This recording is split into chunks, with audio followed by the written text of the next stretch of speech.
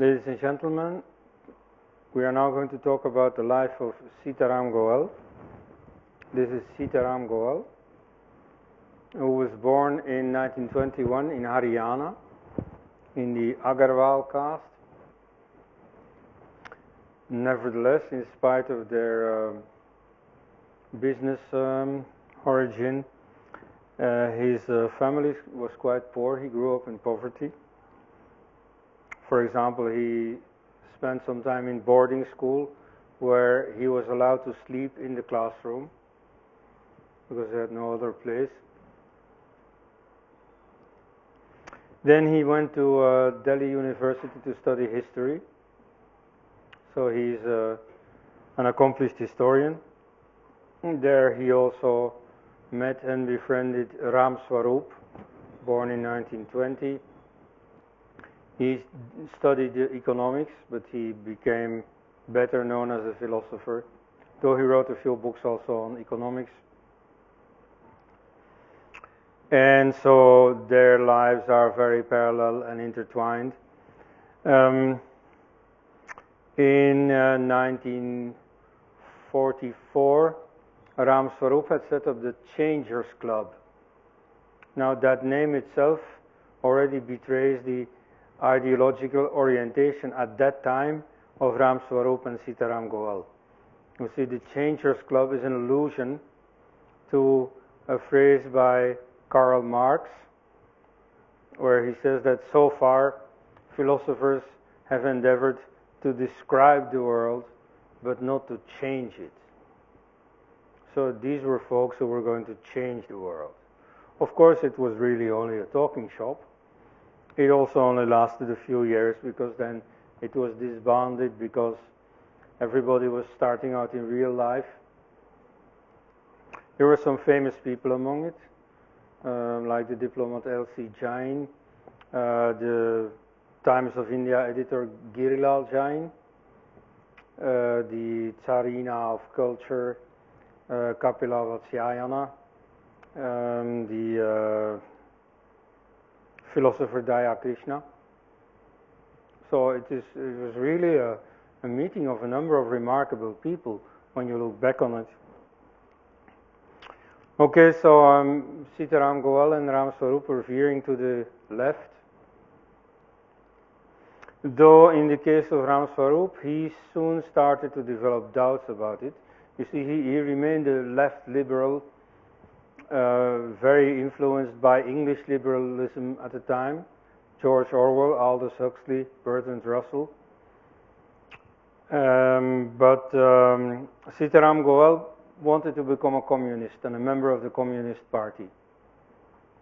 Now, at the very day when he had an appointment with the Communist Party, at the office in Kolkata, Interior Minister Sardar Patel organized a crackdown on communists because they were involved in a conspiracy. And so the Communist Party boss advised Sitaram Goel, don't come today, it's not a good time. And so Sitaram Goel did not become a card-carrying communist, and very soon he abandoned communism. It's in fact Ram Swarup who, by that time, had become conscious of the problems that communism creates and managed to convince him of the same. Soon after, the two of them set up an anti-communist think tank, the Society for the Defense of Freedom in Asia, which until its closure in 1955 was the only, or at any rate the most prominent, anti-communist think tank in the Third World. It was once also lambasted in the Pravda and the Izvestia, and conversely it was praised by Chiang Kai-shek. And so it produced a number of books and booklets about the truth about communism. For example, one of the books written by Sitaram Goel was called Whom Shall We Believe? And so it compared the propaganda output by the Indian Communist Party about the achievements of the Soviet Union with the actual figures put out by the Soviet Union itself. And they were very much at variance. And the real figures turned out to be a bit less hopeful than those turned out by the Communist Party of India. Another title was Mind Murder in Mao Land, about Chinese communism. Ram Swarup at that time also worked for Minu Masani, a Parsi businessman, and linked with Sardar Patel. They had set up an official information service also concerned with communism, the Democratic Research Service. It is in that capacity that Ram Swarup wrote a book called The History of the Indian Communist Party, but it was published under the name of Minu Masani, so he acted as a ghostwriter. An anti-communist political party was also set up, the Swatantra Party. So it was a pro-Western, pro-free market party, which was very unusual at the time. You know, this is an era when even supposed rightists were veering to the left. That's when they said, we're all communists now, or we're all socialists now. So this party would be emphatically something different. And so for the Swatantra Party, Sitaram Goel stood as a candidate in nearby Khajuraho in 1959. 1957, I have to correct that. So Sitaram Goel stood as a candidate for the Swatantra Party, but on a Bharatiya Jansangh ticket, because at the time the Swatantra Party had no structures yet and could not field any candidates of its own, but it made a deal with the Bharatiya Jansangh, the precursor of the Bharatiya Janata Party, to field some candidates to already, you see, have a first try at real life politics. It will not surprise you that Sitaram Goel was not elected. But at any rate, he did stand as a candidate.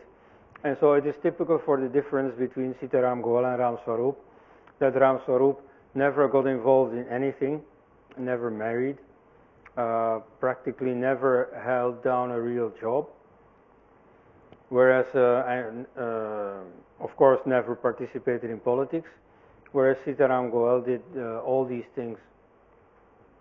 He, for instance, married and had 5 children. The first one was already born when the partition happened. He, his wife, and his newborn son barely escaped with their lives during the Calcutta Great Killing, the Muslim League campaign of violence to force partition on the Hindus. So in the 1961-62, he produced an article series, also in an anti-communist sense, for the Organizer. You see, at that time already he was quite critical of the RSS performance, but it happened to be the only organization for Hindus, and so to reach the Hindu audience, he wrote in the Organizer. Now that series was discontinued in 1962. Why? Because Nehru was being criticized in that series and also widely across the country, and would soon lead India into the debacle of the Chinese invasion. You see, he had not taken defense seriously, had not prepared the army for any such eventuality, had treated China, of course, as a great friend. And the RSS was afraid that if something happened to Nehru, that because of this criticism, the RSS would be blamed. The same thing had happened during the Mahatma Gandhi murder. So in order to stop this criticism, they discontinued the series of articles by Sitaram Goel. He found himself without a job and without any means of livelihood, so he went into business. And he started first a book import and export business, which later also became a publishing house. So this was a Biblia Impex, or Impex India originally.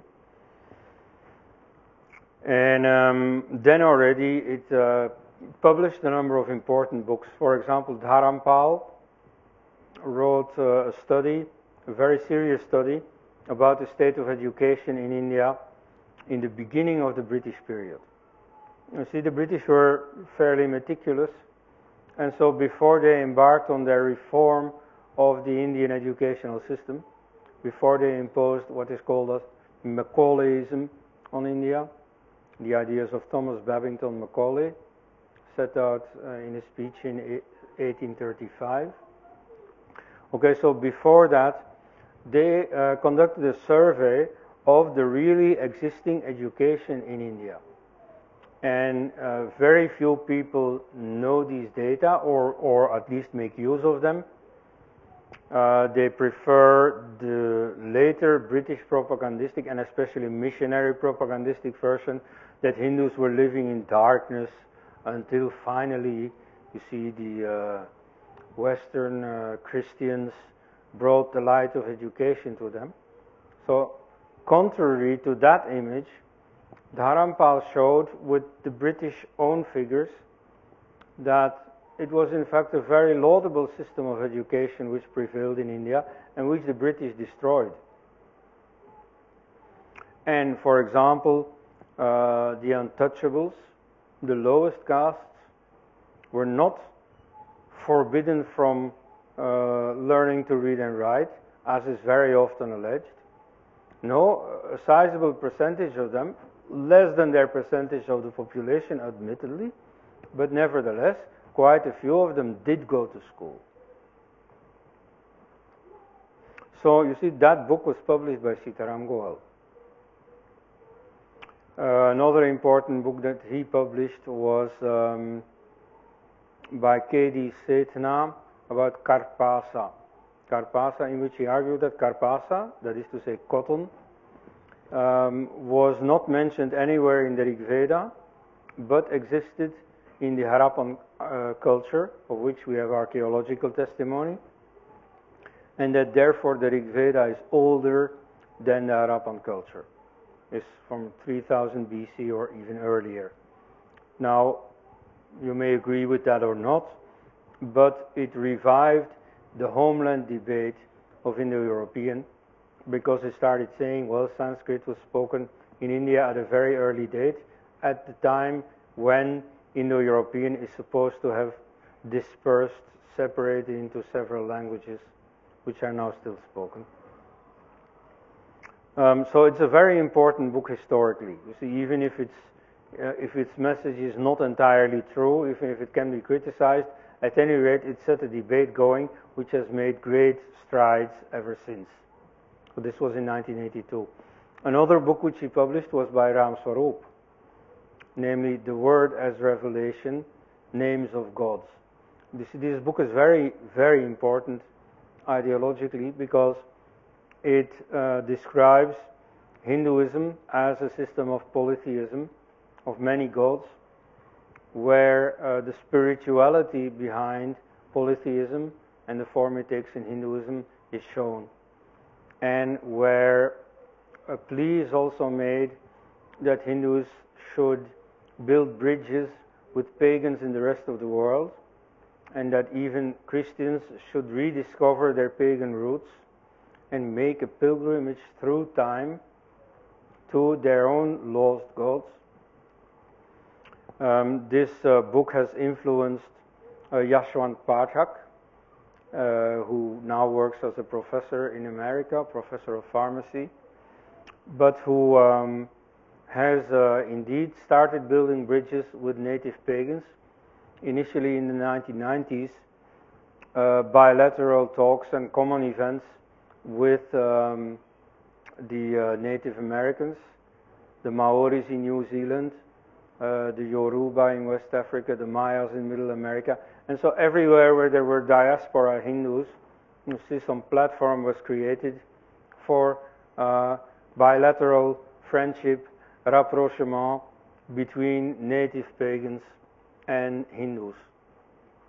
And so this culminated then into a global platform for Hindu-pagan dialogue, which was the gathering of the elders, a worldwide conference, but held so far always in Indian cities in 2003, 2006, 2009, and 2012.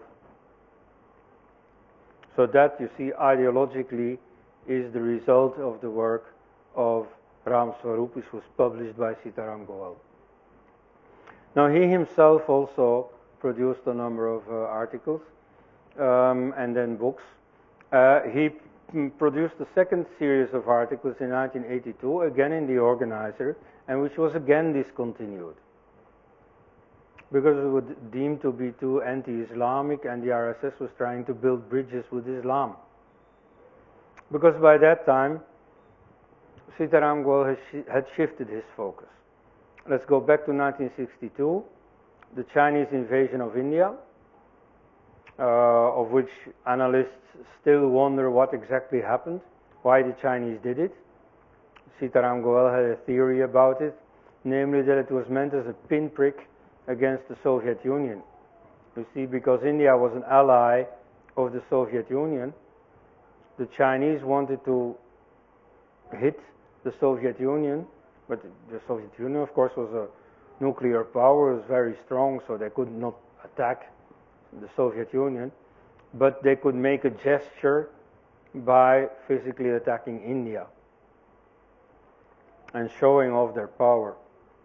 Okay, but afterwards, you see, Sitaram Goel concluded that now in India, communism has been discredited. And he was sure that henceforth communism would not come to power in India. So he shifted his focus and he started studying religion. And in particular, you see, he started producing a series of articles about Islam. And then, which then was turned into a book, and then more books came. He also focused on the problem of Christianity, writing an important book, The History of Hindu-Christian Encounters. And in fact, for me too, that book was very important. It has played a very important role in my life. I will tell you how. In 1989, I was living in Varanasi. I came to Delhi on some business, and in Daryaganj, the publisher's area of Delhi, in some bookshop that I didn't particularly know, I found and bought a book called History of Hindu-Christian Encounters. I read it in one night because the subject, of course, interested me, and it turned out to be very, very good. And the next day I went back there to the, that was Upal Publishing House, and we started talking again, and I mentioned that I had particularly liked the book that I had bought there. And Mr. Upal told me, oh, but you know, this writer, he works just nearby. You know, his office is just around the corner. And then he telephoned the office, where they told him that, you see, at the moment Mr. Goel had not arrived yet, but that in the afternoon he would come. And so at 2 o'clock thereabouts in the afternoon, I went there, and effectively, for the first time, I met Mr. Goel. And that's a meeting that has very much influenced my life, I dare say. I wouldn't be sitting here but for that meeting. So I was very impressed with Mr. Goel at the time.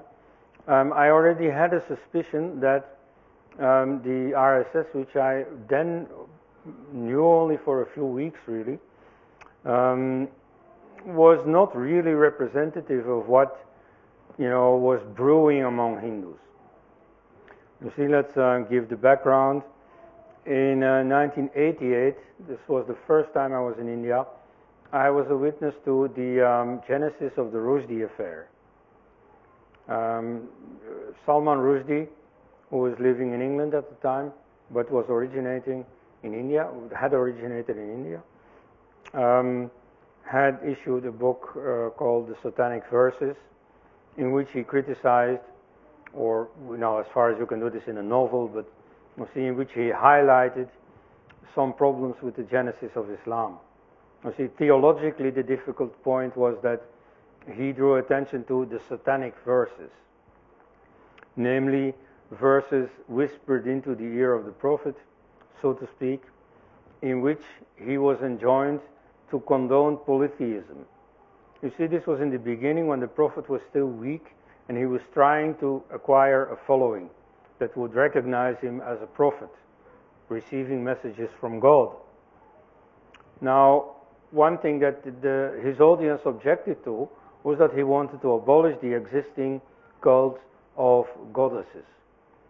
So, you see, he still wanted to abolish most gods, but he was willing to admit the cult of these three goddesses, Al-Lat, Al-Manat, and Al-Uzza. But you see, when his followers, his very few followers, heard about this, they said, but wait a minute, we were supposed to sever all our ties with the pagan religion. We burned our statues of these goddesses. Isn't Islam supposed to be against polytheism? And you see, when he thought about this contradiction, okay, he repented, and suddenly, of course, he received a new revelation saying that he should maintain monotheism and explaining that, this was only the devil that had sent him these so-called revelations. Theologically, this is quite problematic. At some point, Muhammad himself had condoned polytheism, and it also questions, of course, all the other revelations, because if he could be fooled by the devil at one point, who says that none of the other verses really comes from the devil instead of from Allah? So that was the theological problem with the book. That's why Ayatollah Khomeini didn't like it. But at the mass level, you see, there was another passage in the book that didn't go down well. Namely, there is a passage that plays out in a brothel. And you see, the prostitutes, are described as advertising themselves by taking the names of the wives of the prophet. Now, this scene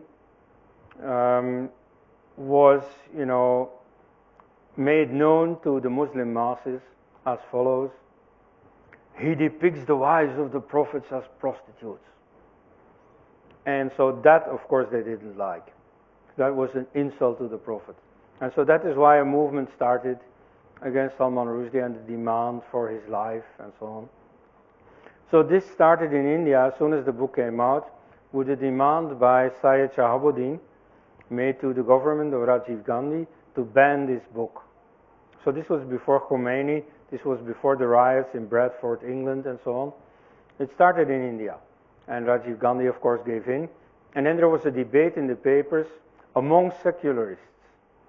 You see, some principled secularists, like N. Ram of the Communist Fortnightly Frontline, were opposed to the ban, did not want to make any concessions to obscurantists, not even to Muslims, even though they generally supported Islam against Hinduism. Whereas most secularists, for instance, Khushwant Singh or M.J. Akbar, supported the ban. And so it was very interesting to see these arguments between secularists somehow defending this obscurantist demand. So that's when I very first saw that there was something amiss with this secularism that I had heard about. And that's when I started researching the religious situation in India. And that is, of course, also one of the reasons why I was interested in this book, History of Hindu-Christian Encounters, and so that then is why I met Sitaram Goel. So I started admiring his work. He also informed me about the ongoing Ayodhya dispute, which I then started researching a bit more closely. So of course this is how I came to know all these scholars that were working on Ayodhya, that got mandated by the Vishwa Hindu Parishad to represent them during the government organized scholars debate. And well, from there on I followed all the publications of Voice of India. An important one, for example, about a subject that hitherto I didn't really know was the book version of his articles about Nehru, Genesis of Nehruism, where he talks about the links between Nehruism, which is now called secularism, and communism.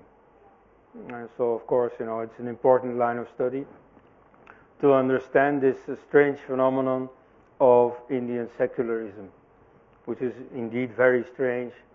For example, India has separate civil codes according to religion, therefore different laws applying to different categories of Indian citizens, very much in contrast with the situation in secular states, where by definition the law applies equally to all regardless of religion. So this is a very strange phenomenon, very much misunderstood in the West, where all the so-called specialists say that India is a secular state and that Hindus criticizing it are a threat to secularism. So the real threat to secularism is one man. As my book written after or edited, it's a combination of articles written by various people, written after Sitaram Goel's death. A commemoration volume is called India's Only Communalist. Why is that? Well, you see, who in India exactly is a communalist? For instance, we have mentioned that Syed Shahabuddin demanded the ban on the satanic verses. Now, perhaps Syed Shahabuddin is a communalist. Well, no, because at that time, till around 2000 or so, he published a monthly called Muslim India. And if you read Muslim India, well, on every page, one particular value is brandished, is invoked, namely secularism. And his enemies are denounced as communalists, namely the Hindus. So he is not a communalist. And similarly, if you read Radiance, the paper of the Jamaat-e-Islami, or if you read any other Islamic medium, you will always see that it swears by secularism. It's very strange. In Arabia, the Islamists are very much against secularism, denounce secularism. Secularism is the big problem of the modern world. In India, it is just the opposite. The more Islamic you are, the more intense you swear by secularism. Now, the academics who call themselves secularists, could they be called communalists? Well, of course not. They themselves call themselves secular, and everybody else does too. You see, even the RSS and BJP calls those people secular, only they are not really secular, they are pseudo-secular. And so the BJP calls itself real secular, or positively secular. So they too are not communalists. They may be called communalists by their enemies, but they themselves call themselves secular. So they too are not communalists. Where to find a communalist? Every candidate turns out to be a secularist. Well, in comes Sitaram Goel, who introduces himself, I am a Hindu communalist. So finally we found a Hindu communalist. So you see, all this communalism that everybody writes and talks about is one man. And even he has already gone, so I guess there is no communalism anymore.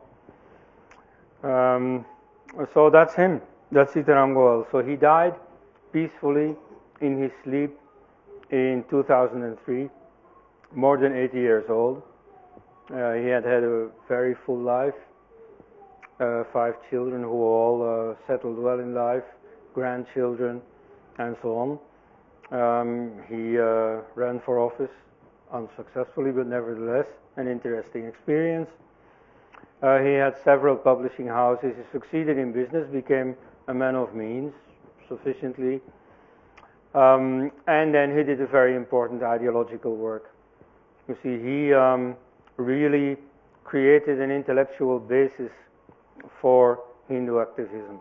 And so Sitaram Goel saw the importance of publishing ideas, of reaching out to people, secondarily to the outside world, but first of all to Hindus themselves.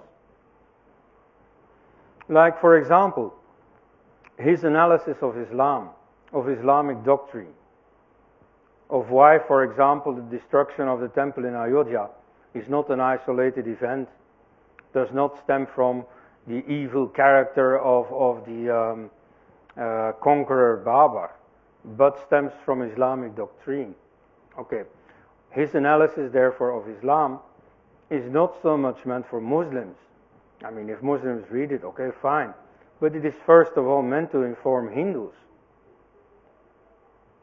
And so Hindus themselves are not conscious of the world around them. So it is very necessary that they get informed about it. At any rate, you see, this is what Sitaram Goel has worked for, to make the Hindu masses conscious of the problems of Hinduism as such, and to make the Hindu organizations conscious of these problems, and to make them work not for themselves.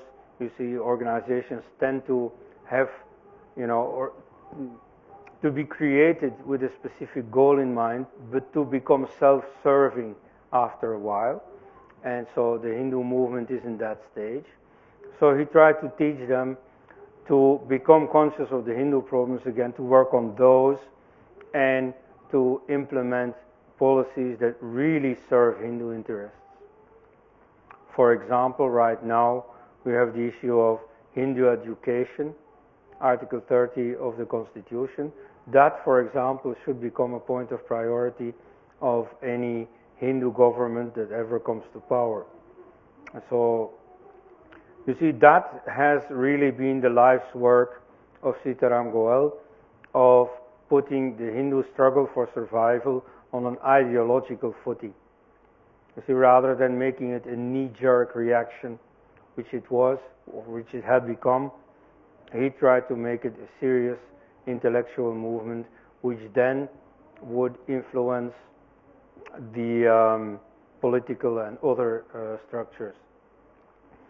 As he himself told me, speaking about the freedom movement, or that period, the 40s especially, Mahatma Gandhi worked on people's emotions. And he reached many people with that, but fleetingly. You see, he didn't go deep. By contrast, the communists worked on people's minds. And they had a very thorough influence, even much beyond the communist movement. Like all the cultural policies that have taken place in India ever since. Like, for example, the Ayodhya movement. Why was the Ayodhya controversy even necessary? Well, because all the secularists controlled the cultural positions, controlled the universities, controlled the media, and then artificially created an Ayodhya problem where there was none. You see, of course, the contentious side was the Hindu side, as Sitaram Goel, more than anyone else, has made possible for Hindus to know and to be sure about. So secularism won the day because it was spurred on by this conscious communist effort to work on people's minds. So you see, Sitaram Goel worked on a similar policy on the Hindu side. Instead of working on people's emotions, as the RSS does, with its puffed up patriotism, it tries to set Hinduism and Hindu activism on an ideological footing. aware of itself and aware of the outside world. Thank you.